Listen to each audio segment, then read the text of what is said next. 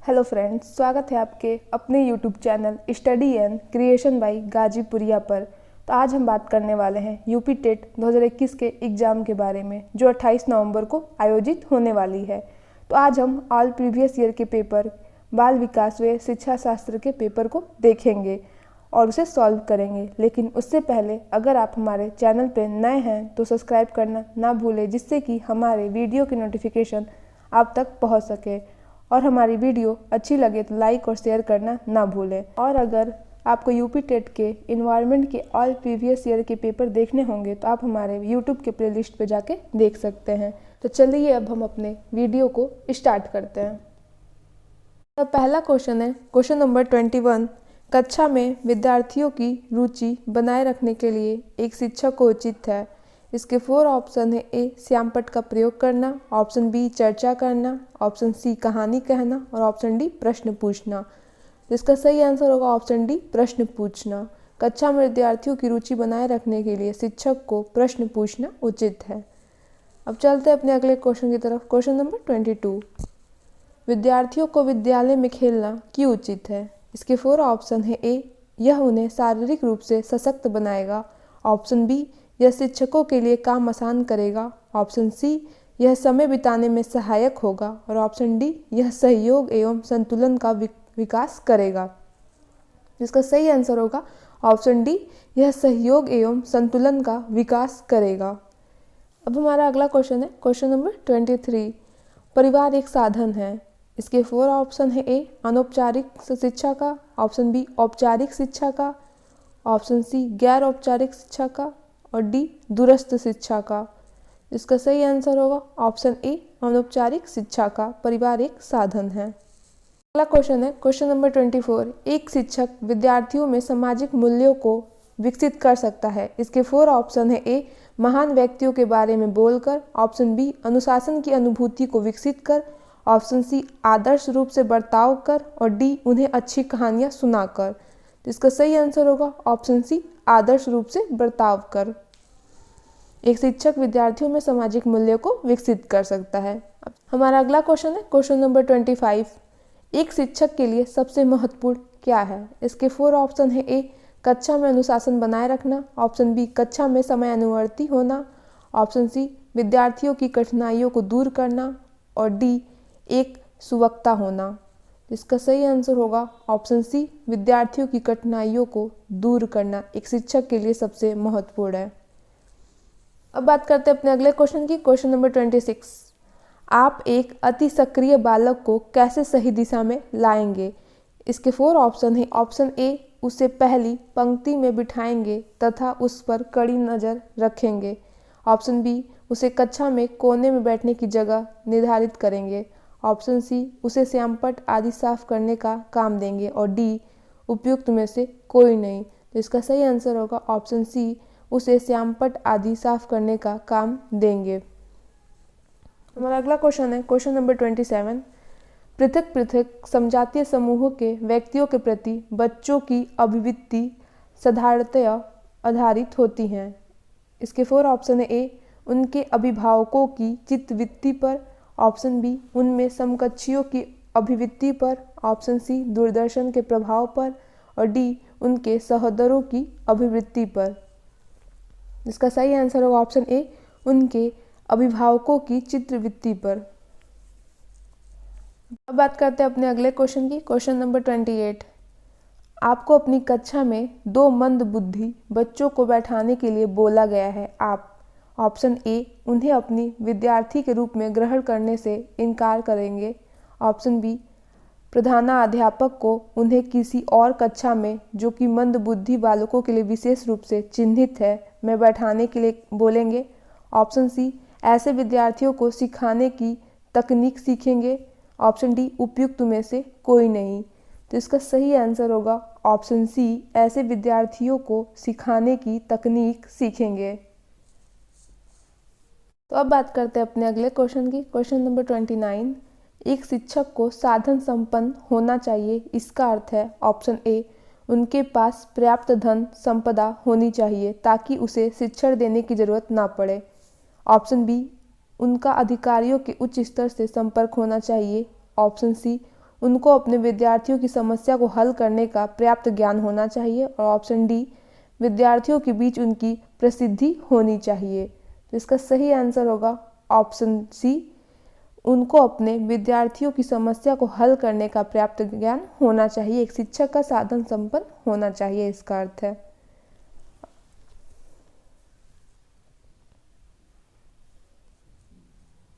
अब बात करते हैं अपने अगले क्वेश्चन की। क्वेश्चन नंबर 30, बच्चों में संवेगात्मक समायोजन प्रभावी होता है। इसके 4 ऑप्शन है। ए, व्यक्तित्व निर्माण में, बी, कक्षा शिक्षण में, सी, अनुशासन में, और डी, उपयुक्त सभी। तो इसका सही आंसर होगा ऑप्शन डी, उपयुक्त सभी। अब बात करते हैं अपने अगले क्वेश्चन की। क्वेश्चन नंबर 31, वह मापनी जिसमें अंतराल मापनी के समस्त गुण के साथ परम शून्य भी हो कहलाती है। इसके 4 ऑप्शन है। ए, नामित मापनी, बी, क्रम सूचक मापनी, सी, अंतराल मापनी, और डी, अनुपात मापनी। तो इसका सही आंसर होगा ऑप्शन डी, अनुपात मापनी। हमारा अगला क्वेश्चन है क्वेश्चन नंबर 32, फ्रॉयड के अनुसार हमारे मूल्यों का आंतरिकीकरण डैश डैश में होता है। इसके 4 ऑप्शन है। ए, इदम, बी, अहम, सी, पराहम, और डी, परिस्थितियों।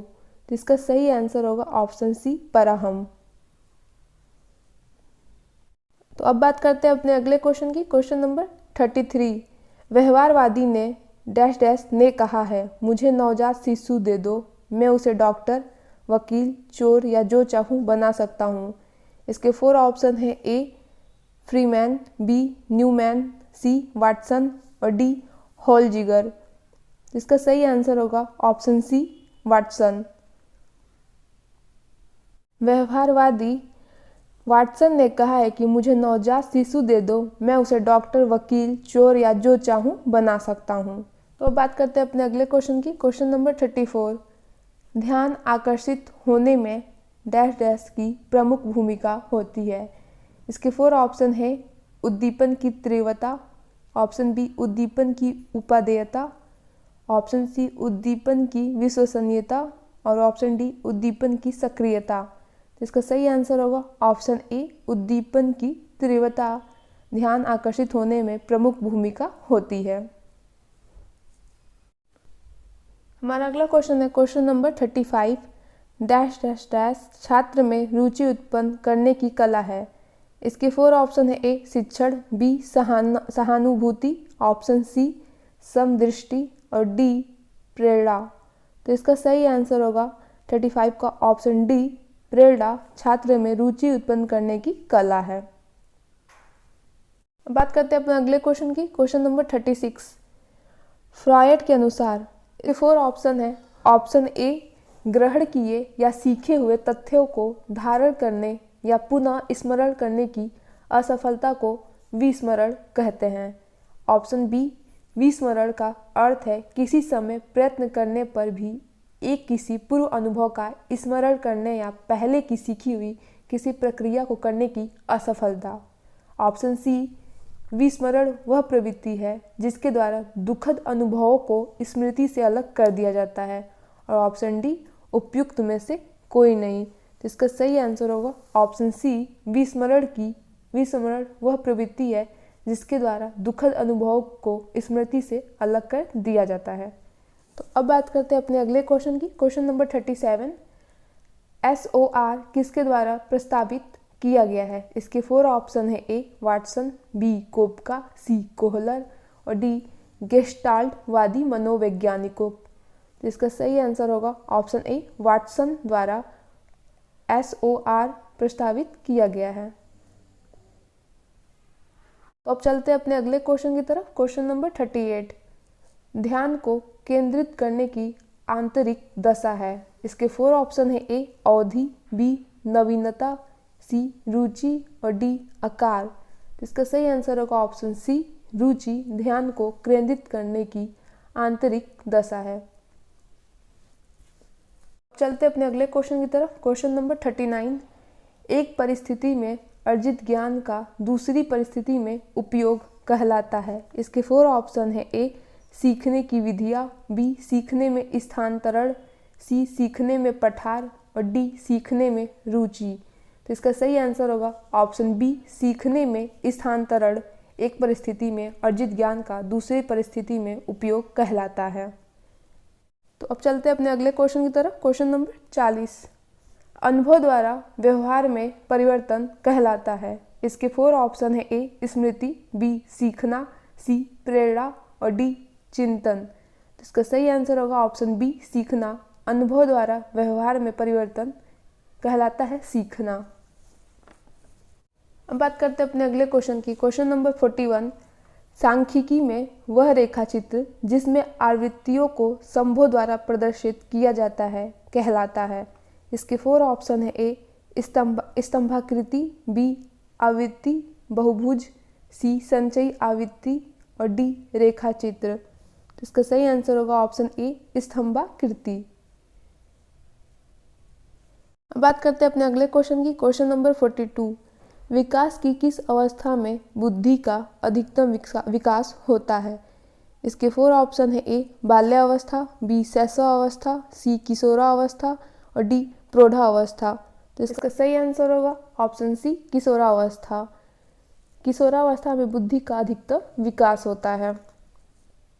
बात करते हैं अपने अगले क्वेश्चन की। क्वेश्चन नंबर 43, शिशु का अधिकांश व्यवहार आधारित होता है। इसके 4 ऑप्शन है। ए मूल प्रवृत्ति पर, बी वास्तविकता पर, सी नैतिकता पर और डी ध्यान पर। तो इसका सही आंसर होगा ऑप्शन ए मूल प्रवृत्ति पर शिशु का अधिकांश व्यवहार आधारित होता है। तो नेक्स्ट क्वेश्चन पढ़ने से पहले अगर आप हमारे चैनल पर नए हैं तो हमारे चैनल को सब्सक्राइब करना ना भूलें और वीडियो अच्छी लगे तो वीडियो को लाइक करना भी ना भूलें। चलिए अपना क्वेश्चन पढ़ते हैं हम।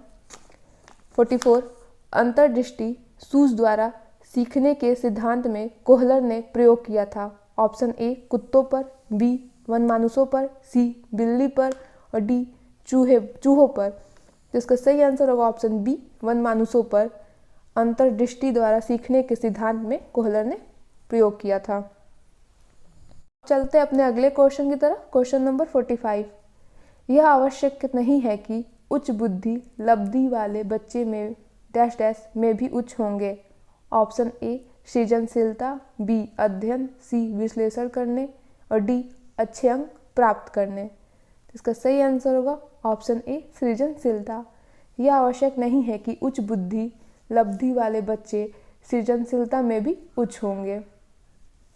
तो अब बात करते हैं अपने अगले क्वेश्चन की। क्वेश्चन नंबर 46, अधिगम में डैश डैश डैश ने प्रभाव का नियम दिया था। इसके 4 ऑप्शन है। ए पॉलिद, बी स्किनर, सी वाटसन और डी थार्नडाइक। तो इसका सही आंसर होगा ऑप्शन डी थार्नडाइक ने अधिगम में प्रभाव का नियम दिया था। अब चलते अपने अगले क्वेश्चन की। क्वेश्चन नंबर 47, निम्नलिखित में से किस विधि का उपयोग स्मृति के मापने के लिए नहीं किया जाता है। इसके 4 ऑप्शन है। ए प्रत्याहन विधि, बी तार्किक विधि, सी पहचान विधि और डी पुनः सीखना विधि। इसका सही आंसर होगा ऑप्शन बी तार्किक विधि। स्मृति के मापने के लिए नहीं किया जाता है उपयोग। अब हमारा अगला क्वेश्चन है क्वेश्चन नंबर 48, प्रासंगिक अंतर्बोध परीक्षण TAT का विकास डैश डैश डैश द्वारा किया गया था। ऑप्शन ए साइमंड, बी होल्टजमैन, सी मरे और ऑप्शन डी बैलक। तो इसका सही आंसर होगा ऑप्शन सी मरे। TAT का विकास मरे द्वारा किया गया था। अब हमारा अगला क्वेश्चन है क्वेश्चन नंबर 49, मनोविज्ञान की शिक्षा के क्षेत्र में सबसे बड़ा योगदान है। इसके 4 ऑप्शन है। ए विषय केंद्रित शिक्षा, बी शिक्षक केंद्रित शिक्षा, डी क्रिया केंद्रित शिक्षा और डी बाल केंद्रित शिक्षा। तो इसका सही आंसर होगा ऑप्शन डी बाल केंद्रित शिक्षा। मनोविज्ञान की शिक्षा के क्षेत्र में सबसे बड़ा योगदान है। अब हमारा अगला क्वेश्चन है क्वेश्चन नंबर 50, निम्नलिखित में से कौन सा वृद्धि और विकास के सिद्धांतों से संबंधित नहीं है।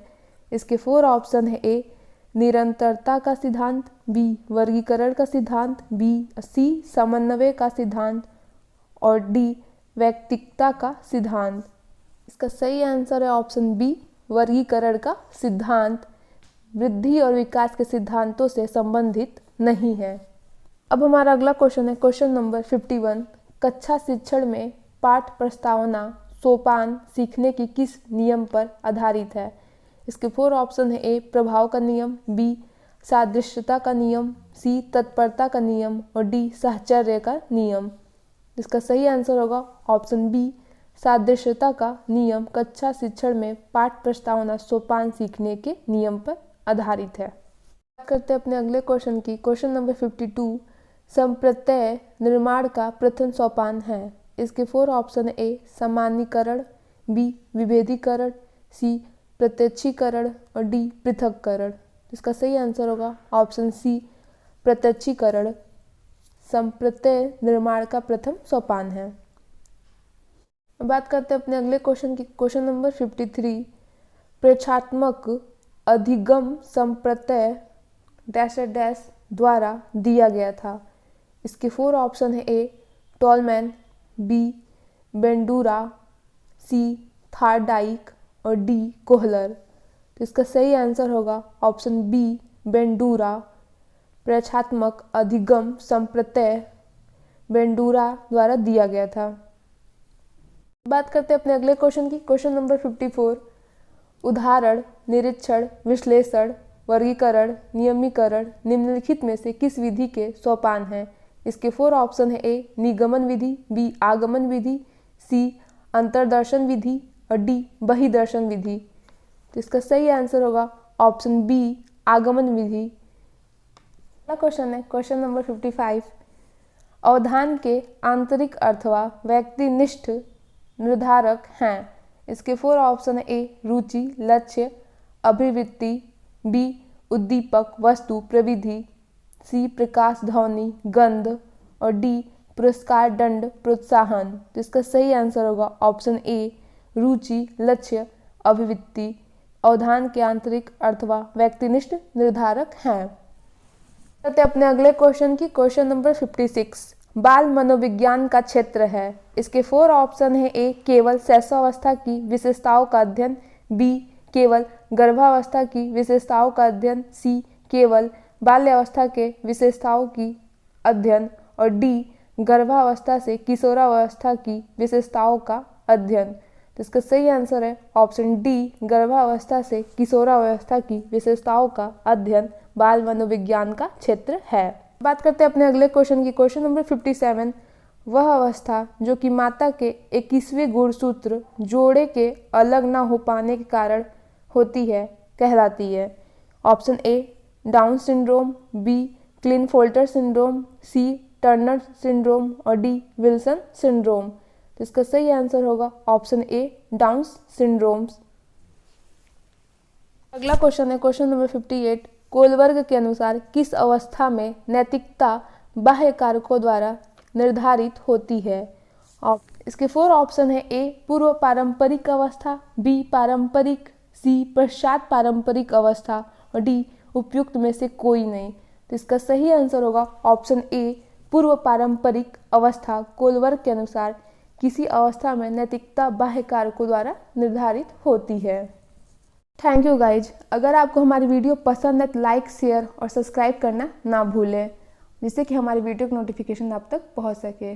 और वीडियो अच्छी लगे तो प्लीज़ हमारी वीडियो को लाइक भी करें।